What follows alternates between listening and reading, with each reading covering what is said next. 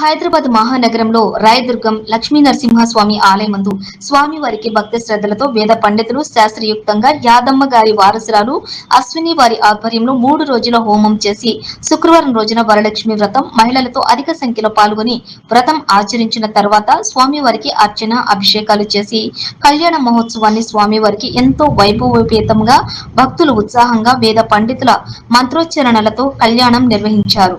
7 గంటలకు ఇంతకు మరింత భక్తులతో స్వామివారిని ఊరేగింపు కావించి అటు పిమ్మట భక్తులకు తీర్థప్రసాద వితరణ గావించి భక్తులందరికీ కూడా భోజన వసతి ఏర్పాటు చేశారు. భోజనాలు చేసిన పిమ్మట స్వామివారి ఆశీస్సులు మరియు అశ్విని ఆశీస్సులు కూడా పాల్గొన్న వారందరూ కూడా భగవంతుని కృపకు పాత్రులై కృతజ్ఞులైనారు.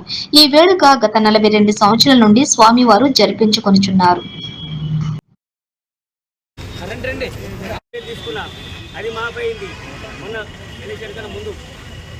ఎలక్షన్ కంటే ఈసారి గవర్నమెంట్ ఉన్నప్పుడు అది మాపైంది. ఒకటేసారి మాపడి ఒకసారి మాపైంది. ఈసారి మాపైంది అన్నారు, ఇప్పటికి రూపాయి మాపుతారు. 2 లక్షలు మాపైంది అంటారు, లక్ష అంటూ మాకంటే మాకు మేనేజర్ అడిగితే మీరు రాలేదు సార్ అంటారు. ఎంత తీసుకున్నారు? మా సైజు అన్నారు కదా మరి మా సైజు అన్నారు కదా మరి మాపైంది చేసినప్పుడు మాపేయాలి అయితే అంటే అలా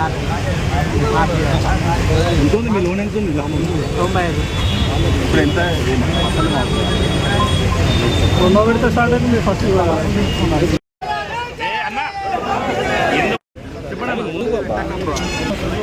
మా కుత్బుల్లాపూర్ నియోజకవర్గంలో గోరంపేట్ ప్రాథమిక వ్యవసాయ సహకార సంఘంలో దూలపల్లి వ్యవసాయ సహకార సంఘంలో మరి రైతులందరూ కూడా రుణాలు తీసుకున్నారు, రుణమాఫీ చేస్తారని చెప్పి ప్రభుత్వము వాగ్దానాలు చేసింది.